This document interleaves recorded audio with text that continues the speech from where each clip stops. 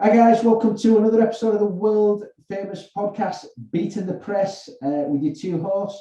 We've got the brilliant elderly statesman of the group, Kristian Kamara, and then you've got myself as well, Ty, the younger version. Thanks for joining us firstly, and as always, we do say, if you've not subscribed and you do like football, subscribe to us because that's pretty much all we talk about. Absolutely. So, coming on to today's podcast, we are in the year of the World Cup, and what we do whenever there's a major tournament, we look back at yesteryear. Well, we did it for the last Euros, and we look back at yesteryear and go through World Cups that we sort of remember a little bit and then work our way through. So, what we're going to do is we're going to start from World Cup 1990 and then all the way up to 2018. Obviously, and then have a preview show for the 2022 World Cup in Qatar as well. So today's podcast is about 1990, and we've got no real structure to it. Well, we've got a little bit, but we know what we can talk about, and we're just going to go through it, what our memories are, and all the World Cup tournament sort of look backs will all have a similar sort of feel to them. So we're just going to, there's obviously going to be an English perspective, an Italian perspective for myself as well. Look at the winners, and we'll look at the sort of iconic memories and moments that we remember. Anything, it doesn't have to be football related, it's just something for us to look back and, we're looking 30 years ago now, aren't we? That's scary. So 30 plus years ago, that 1990. So I'm going to kick it off, Chris, and I'll pass it over to you to start with. Yeah. World Cup 1990, what do you remember of it? It is actually my, as much as I don't remember a great deal about it because I will have been 8 at the time, it was my first memory of football, like watching TV, watching a match with a lot of people, and it's something that sticks in my mind. And I remember picking the tournament up at the semi-final stage against Germany. Not a great deal of clue what was going on, but by the end of the game, I was crying my eyes out like never before, and it's a memory that will stick with me forever. And I was scarred, and I was also hooked at the same time. Went outside with my mates who were all playing football, and all we did all night from that moment on, we just played penalty shootouts. That's all we did, and that was it. That was football for me, and so that's essentially where my love affair began. And then straight away, as soon as the tournament finished, my dad bought me a VHS World Cup Italia 90, and I think it was Des. Just to jump in and interject here, for our newer listeners, a VHS used to be. Oh yeah. So we just forgot this. Okay, so VHS was like an old videotape, and it probably looked a little bit like, but a lot bigger, probably like that thick. And it used to go into a video player, so you used to put it in. So now we've got a CD, and you don't even have CDs now, do you? Because they're getting outdated. So like a CD, you'd slip it into your thing and press play, but you could play and pause, and you used to be able to record short play and long play. Just long play used to be don't get into that. I don't even know what that means now. There's a lot of stuff. So VHS is like a CD. Just think of it as a CD. So you would essentially be rewinding and your house will take off. Because it's so loud. But my dad got me, let's call it a CD or DVD or whatever you want to call it. VHS. You've got to be realistic and authentic. And I think it was Des Lynam. Was it Des Lynam? Yeah, Des Lynam was the one that presented it. And as the credits opened at the beginning, you had that magical song of that World Cup, which I don't think could ever be replicated. I don't remember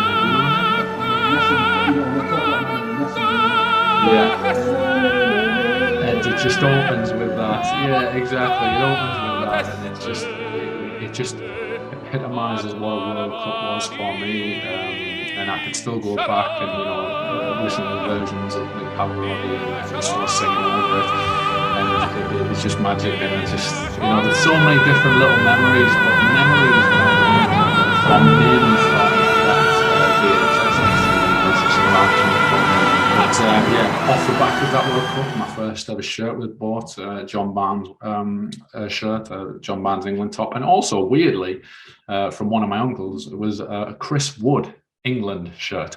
Now Chris Wood wasn't even he wasn't even the England goalkeeper number one. He was obviously Peter Shilton, but I had a Chris Wood goalkeeping top. Is that the old goalkeeper? So loads of padding on your yeah. So you just like a massive pad. And the front So like, how did basically, keepers even move in the 1980s? I'm 8-year-old. I've got a bright yellow England top with all these little pads, shoulder pads, looking like a little American footballer, and with my massive goalkeeping gloves. And I wanted to be a goalkeeper, and I wanted to be Chris Wood. I didn't even know who the guy was, but off the back of that World Cup, I was in short space of time a Chef Wade fan. But yeah, so that's my initial memories of the World Cup Italia. What about yourself? Mine was a song. I mean, if we just sort of rewind, I mean, I didn't really get into football. I really got into football in '94 World Cup, which is obviously the next one, and I'll talk more about that. But 1990, I watched a little bit, and I wasn't really hooked as much. I can remember the penalty shootout. That was obviously really emotional. But look, a lot of my memories are almost like after they'd happened. Do you know what I mean? Looking back, and like you said, all VHSs, all recordings, all sort of recordings, and TV shows. But for me, it was Nessun Dorma, and that's the most iconic football song in the history of the game for me. So you put that, it's such an emotional song, and you watch, obviously Leicester won the league, and the guy sang it in as well. And Pavarotti Everywhere Forever will be known for that song, and in Italy it's absolutely huge as well. So that Nessun Dorma, but then obviously it's the stuff that came with it as well. We talk about Cameroon for me, where Roger Miller, the whole dance, and then that was it was. See, the World Cup always brings different. Obviously, it's the World Cup, so it brings different countries and different cultures and everything. Then, and you saw that, and you're like, brilliant. This is how other teams play. I mean, I remember the one with Argentina when they played Cameroon. I think it was Canigi just ran through and must have Claudio Canigi, guys, bang, bang, try to smash him, and the referee was like, play on. I can't even remember if he booked any of them. Yes, he did. He booked two players. I'm like, there's about 4 red cards there. So essentially, what had happened was Cameroon had took the lead by the most awful bit of goalkeeping that you'll ever see, and then my memory serves me right, they were down to 10 men. They went down to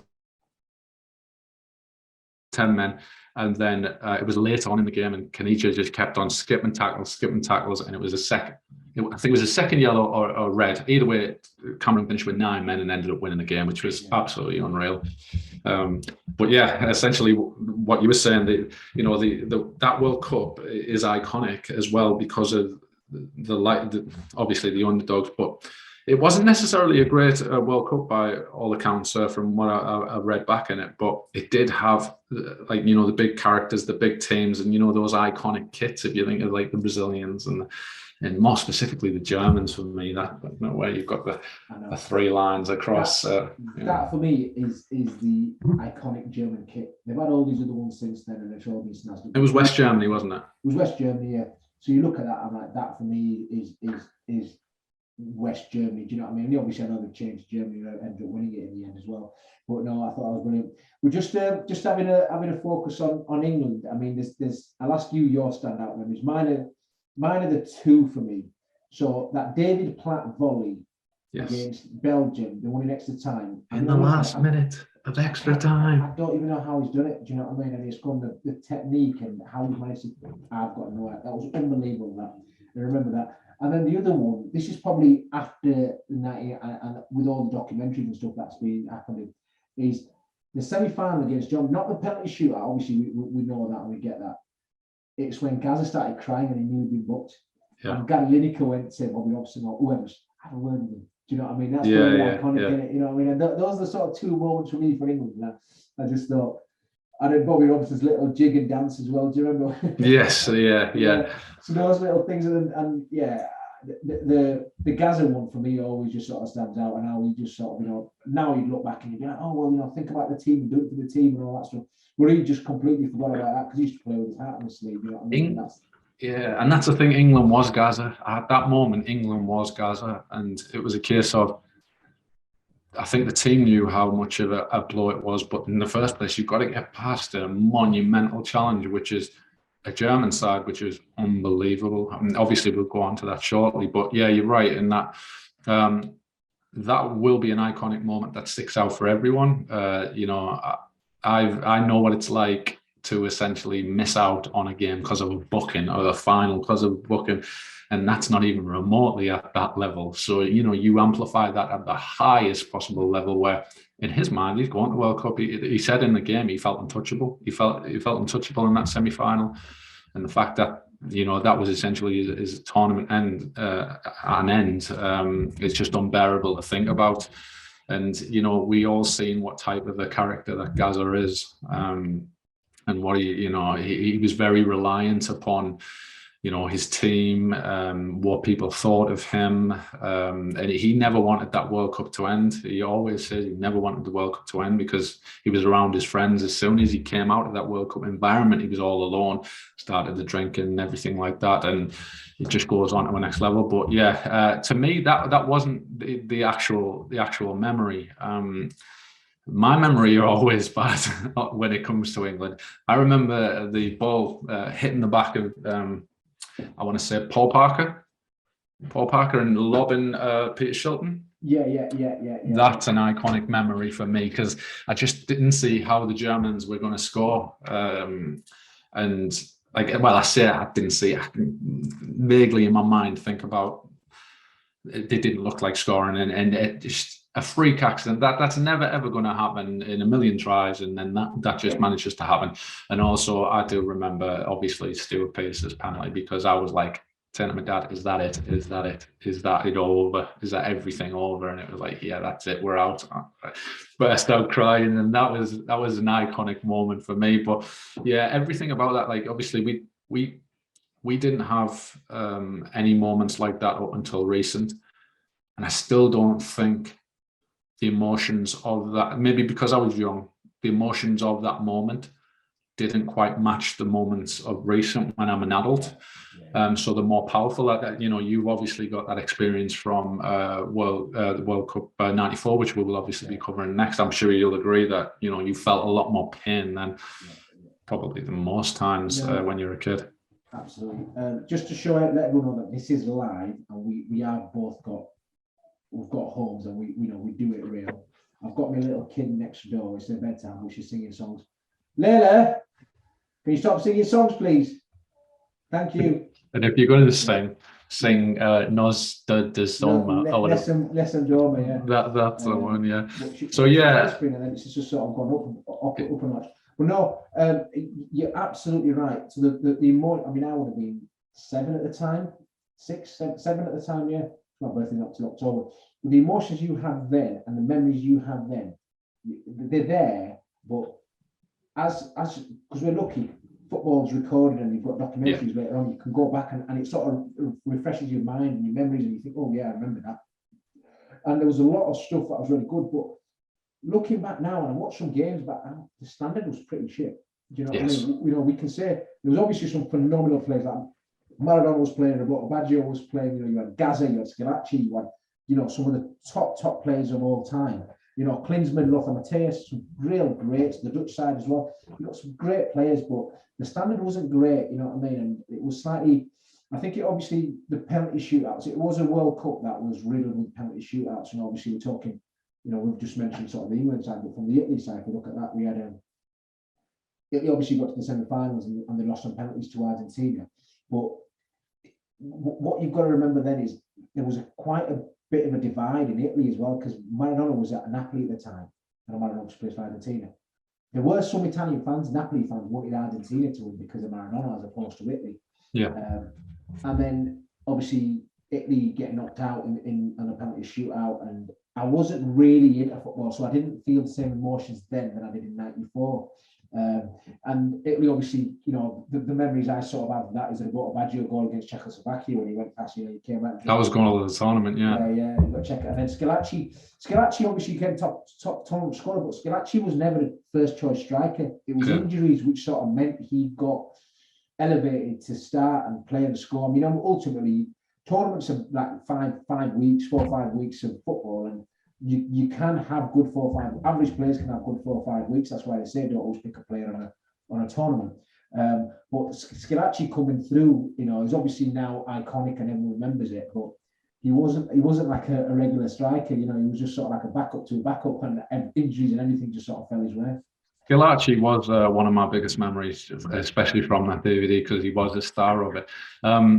Do you know how his career progressed after that? Was he plucked out onto the back of that, maybe? No, again, I don't think he played much after that for Italy. Do you know what I mean? He might have played a bit after that, but then he was nowhere near in '94. I think his career just sort of, it wasn't as successful as you sort of imagined. But again, he was, like I said, a backup to a backup, so he was never front. So when everyone gets back fit, naturally they'll be playing and they'll get pushed back down as well. But I just thought, just for the country, and the song just felt more. The Nessun Dorma song, it had more to it when Italy played. Do you know what I mean? Yeah. It just felt right, and it almost felt, watching it, my very sort of limited memory, and it was almost written in the stars for Italy. Do you know what I mean? At home, the song, everything going through, and then bang, and then that's when we had the bad luck with the penalties for a number of tournaments. You know what I mean? Yeah, they Italy was kind of the home of the home of football, for want of a better word, at that moment. Obviously with the Serie A at the time, they had all the best players in the world. Young, I think it might be Maldini's first tournament. I want to say I saw a very young Maldini in that in a picture of it. So yeah, it was kind of fitting that Italy were essentially on the road to winning it, but obviously, who did they get beat by again? Was it Argentina? We got beat by Argentina semis, yeah. Yeah. So obviously, that brings us over nicely to Diego Maradona. I think his time was kind of dwindling, not necessarily to an end. I think did Argentina win the World Cup 4 years earlier, I believe? They did, didn't they? Yeah. So I think he was still fine. He was still, you know what I mean? It was just coming against Germany, and I think back then you could tackle like you can't tackle now. So he was getting absolutely smashed and rattled through. I thought just to sort of, we'll come back to Maradona, but for me, I thought you obviously got Ireland as well, who did really well, didn't they? Do you know what I mean? They beat, was it Romania on penalties? I think. Did they get to the quarters? So that was Jack Charlton, wasn't it? Yeah. And then you had, and the first time there was sort of talk maybe Ireland can go further and do something, but it just never sort of materialised. But it's just the other thing, obviously, we're 30 years down the line. There's a lot of players there that are managers that aren't with us anymore. Do you know what I mean? And it's like back and there is a slight tinge of sort of sadness. I mean, we don't know these players or managers. It's just what we see on TV. But you always look back and you think, we're looking back at sort of like our iconic memories and moments, but you look back at those players and managers out with us, you know what I mean? So sometimes I know it's a bit cheesy, but you've got to take each tournament and appreciate it, because you know what I mean. And that's for players and supporters and fans. You know what I mean? It's just absolutely. The characters that they were, like Jack Charlton, who was a great character. He was someone that my grandmother knew quite well, like being from that area, like the Gateshead area, and yeah, he was an amazing character. Obviously, an Englishman.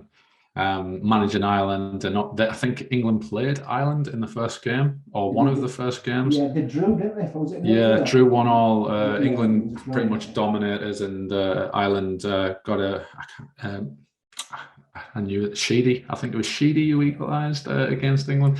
And yeah, so it was a cracking result for them, and it obviously got them on to where they're going. But like you say there, Bobby Robson.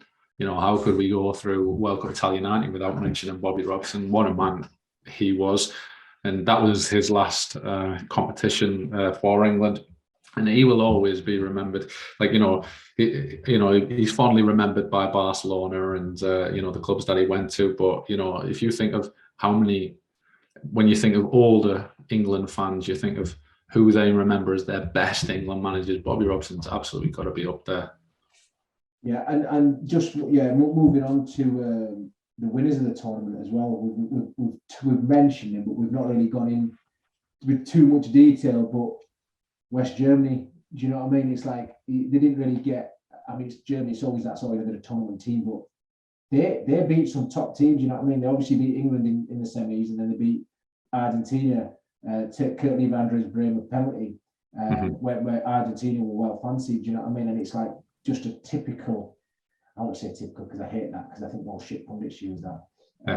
but a real quality, strong performance from Germany I keep calling them Germany, but West Germany, you know what I mean, and how they turned up. So that was almost like, I think as England fans, you know, you'd want you were all backing Argentina, wouldn't you? Because you didn't want the Germans to win because they knocked you out, and I think the whole even back then, I think I knew the rivalry. I felt the rivalry straight away.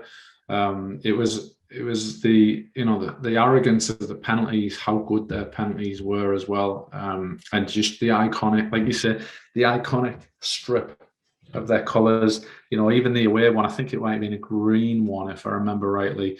It was like a green away kit, but the quality of play that they had on, obviously they had Jurgen Klinsmann, they had Lothar Matthäus. He was one of my favourite players as a kid. You know, there's an iconic goal of him just skipping past a few players and then drilling one into the bottom corner. You know, you had Muller, even I think Karl-Heinz Riedle, he couldn't get a game. You know, he was a young lad at the time.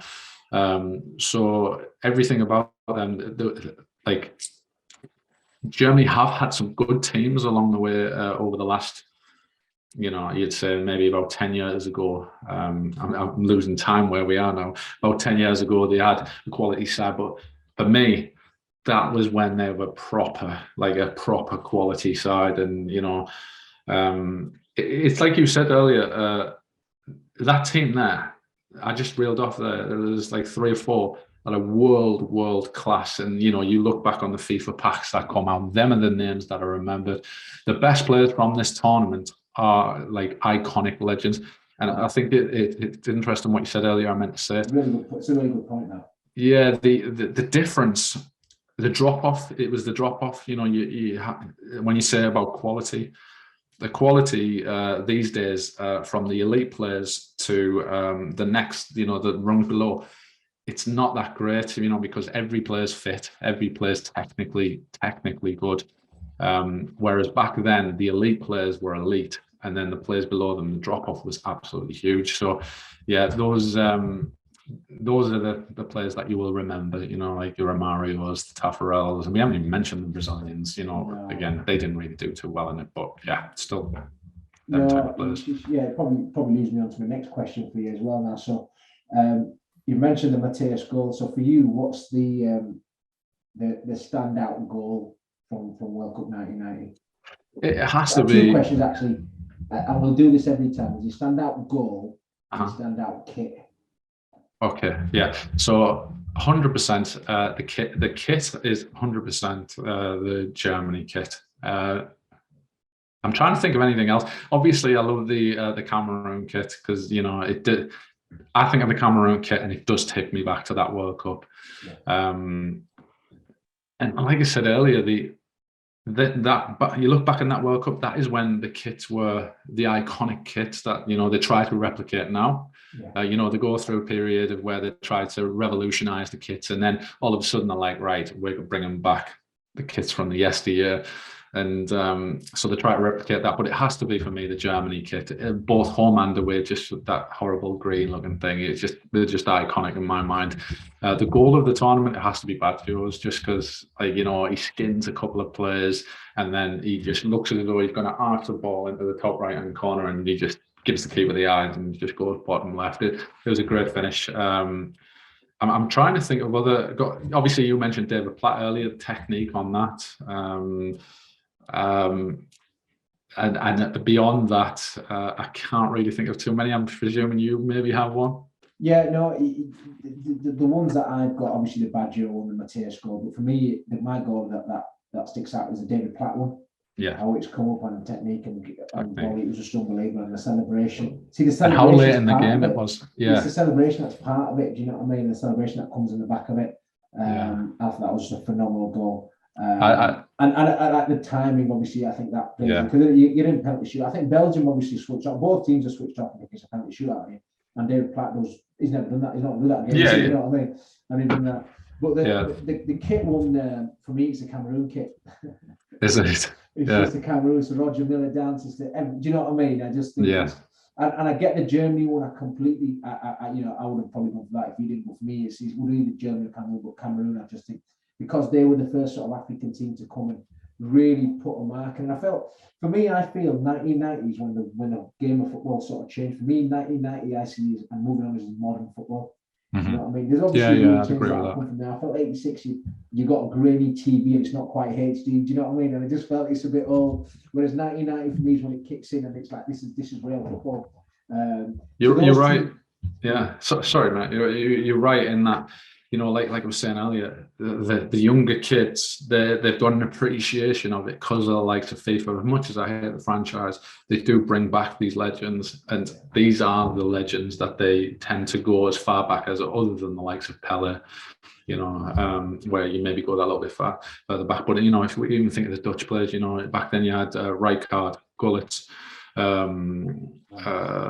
Koeman, Winter. Yeah, I'm presuming he was around. He's been around. He was around forever during those days. So, and obviously Diego Maradona, and you know that's like you said, those are the elite, world class way. Like you said there, that you could consider where the modern age began, just before Sky Football, Sky TV, I suppose. Yeah, it's interesting when you mentioned that. You mentioned Serie A, and you had a lot of those players played in Serie A. Serie A was the best league in the world at the time. Do you know what I mean? And Milan and obviously Inter as well. They had some top players. You know, they were sort of leading the way. But it's just good for us to. I think we're doing this obviously just because of the World Cup. But for me, it's good to just look back and, you know, it does do memory a little job, doesn't it? And you think, and I think that's when Gazzetta football kicked off as well. Gazzetta football. I think it might be a couple of years after that. Yeah, but that's what I mean. I think that coincided with Gazza moving. Gazza moved in, I think, 92. I want to say. Yeah. So, you know, I like you say, it was the pinnacle of that time, and I don't recall. I can't think of any kids that at the moment that would be like, right, it's Saturday, I've got to watch Italian highlights. It's Sunday, I've got to watch the Italian game. That was us when we were kids. We had to watch those. And the reason, because I don't know about your family, we couldn't afford Sky Sports. So we had terrestrial TV. And the fact you had live football on Channel 4, and everyone was in the late 30s and watched that in the 90s, everyone involved in football would have watched that throughout the 90s. Absolutely. You know what I mean? And got brought up by these players, these great players. And the fact that you had English players going over, like you had Des Walker, you had Gazza, you had David Platt. Do you know what I mean? You had these players, Paul Ince went in as well, didn't he? A bit later on. So and they bought into the whole thing because they'd get interviewed by James Richardson and, you know, buy into the whole thing. So I think that was, for me, 1990s when football started for me. I mean, obviously I know football's, you know, been on there before and you know, many moons and stuff. So well, that was that. I'm glad we sort of started that because I don't remember too much of it. I remember little bits of it. But looking back, stuff triggers you. Do you know what I mean? When you watch documentaries and you watch games that have been replayed and you watch them, it just sort of triggers you. Absolutely. I just unless you want to go any further on to anything else, I want to do the question of the day on this one. Go on. No, that's it. No, I think just what we'll do is we've got no sort of set time frame on these. Some obviously will go longer because our memories will be you don't want to force it essentially. If you don't want to essentially force someone, it's disingenuous. But the question of the day, like obviously Ty normally does this, but I was looking earlier and I just had this thought in my mind, and don't get me wrong, this is in no way, shape or form maybe my view. I'm going to ask Ty the question. I probably won't answer it myself because I don't want to upset anybody. But I'm a massive Paul Gascoigne fan. Like I loved him as a kid. I love his character. I love his technical ability. The way that he played the game. The way that he wasn't afraid to experiment by going abroad. When he came back abroad, he went and played in another country, obviously Scotland. He went down and played in the Championship. So he's played at different levels. Now, my question of the day is, what did Paul Gascoigne fulfill his potential? And the reason why I say that is because obviously I think he was 22 when he went to that World Cup, and it was essentially his World Cup in England's eyes. And I looked up what Gazza won throughout his career, and I was surprised to see that in his whole career he won 2 Scottish titles, a Scottish Cup winner, and an FA Cup winner with Spurs. Wow. Now, you think, you ask anybody who was of our age, who was England's best ever player? They'll say 8 out of 10 probably would say Gazza. Now, I don't know whether that's because he performed at that level, but then again, I look back and I think performed at 1990, 94, we didn't reach the World Cup. 92, I don't even think we were in the Euros. 96, he then performed very well in the Euros. So essentially two tournaments over his career.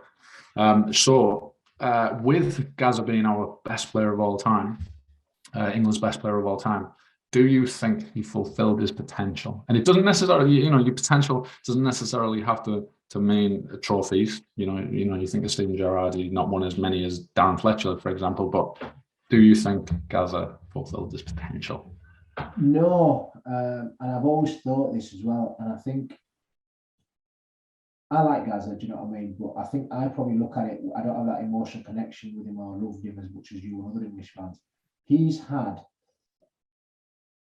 I'll answer the first question, no, because he just did not achieve what his ability should have done. Do you know what I mean? He should have been close to winning a Ballon d'Or. He should have been, playing in the European competition, playing for the top of the top. I think, the really simple answer is just alcohol got the better of him. You know what I mean? And that is as simple as it can be. Do you know what I mean? I think if Gazza was playing now and he had a proper manager in place and, the proper sports science and discipline and all that, I think he would have been challenged for Ballon d'Or.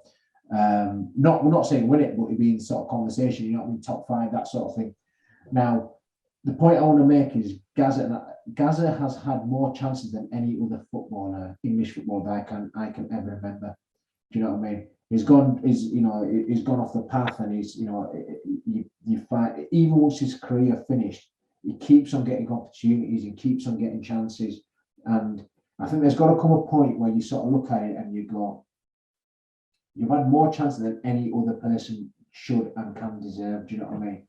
And not to say cut him off, but he needs to have a really strong, hard look at himself as well. I think every time something gets a bit tough for him, he just seemed to return to the bottle, didn't he? And that was his go-to defense mechanism. And it's not like he hasn't had support. He hasn't had the psychological support and offer of psychological support. But for me, it's a cross between disappointment that he didn't achieve it, but then the other, there's frustration as well that he's had more opportunities than any other player, any other English player in my living memory. Do you know what I mean?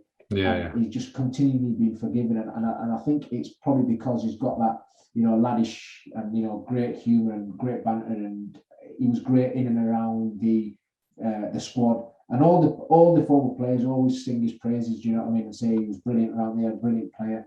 But I think he massively not underperformed. There's obviously a couple of times where he did really well. I think he definitely underperformed in terms of reaching the heights that he could have reached. Don't get me wrong, he had brilliant moments in his career, but they weren't iconic. There's no longevity in there. Do you know what I mean? And there weren't iconic moments as well. Yeah. I mean, exactly. And I just think sometimes you've just got to. That's just me probably looking at it a bit cold-hearted and and not in the moment. So if you ask me in 1990s after they'd lost it, and it'd probably be a different answer. We always try to make rational decisions and rational, I always try to give rational opinions, and you take emotion out of it. And I just think you look back, he's had a lot of opportunities to help him, support him, and I just don't think he's taken them on board.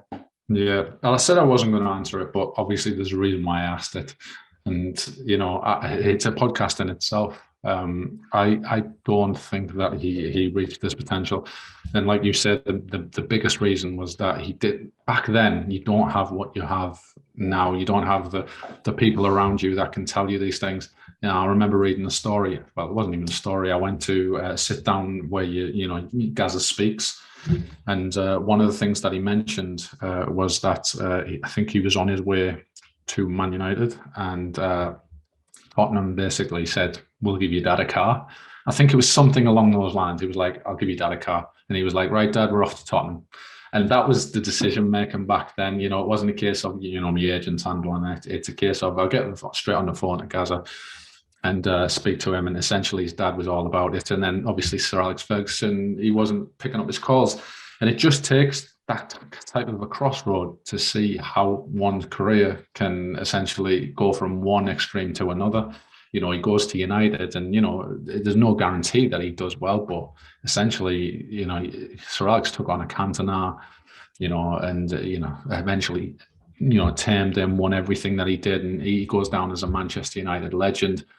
Fortunately, Gazza chooses a way, the opposite way, and he doesn't really develop what he could have. And what surprised me was that looking back over his like career stats, and that is that he rejoined Middlesbrough 31-year-old, and that's relatively young as a footballer. But I always remember Gazza as being totally past it by then, totally overweight by then. And I couldn't believe that he was 31 going on 32 when he signed for Middlesbrough. So it just goes. Yeah. So I think it's a great point you make. Really great point. If he signed for Man United, Fergie would have got him in the line.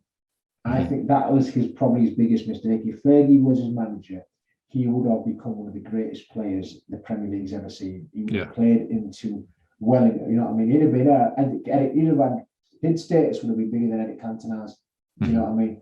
But he made that wrong decision. He went to London, and bright lights got the better of him. Do you know what I mean? And he hung around with the wrong crowd, and Fergie wouldn't have allowed that. You know what I mean? And I think that's a big miss. And I think that's probably something that I've overlooked in my sort of, you know, looking back at it.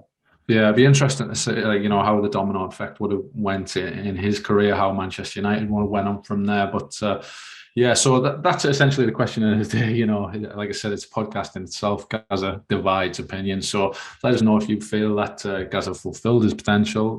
Many of you might think that he did. He didn't necessarily need to win trophies, but you know, again, tell us if you think that he didn't, and the reasons why below. And as always, we say if you have managed to reach this point, which, you know, obviously if you're watching, you have, put your comments down below, give us a like, share with your family. You never know, they might actually enjoy it. That was actually really good. I actually enjoyed that one a lot more than the original, our very first ever video, and I'm pretty sure this is going to be a lot easier to edit. Yeah, no, it's just one hit wonder. There's no editing here at all, so it'll just be like cut, play it, cut, and it's done. No, like I said, I mean, we're obviously doing it for the podcast, but I think for us as well, just good to have a look back, and it's always good to sort of sometimes reminisce anyway. And especially, you know what I mean, when you're looking at players, and sometimes, you know, if it wasn't for this, we wouldn't really be looking at a 1990s player and kits and stuff like that, you know what I mean? So yeah, it's been good, and like I said, we had no set time or how long it was going to go, but we're just going to go to the conversation went. So thanks for listening to us until now.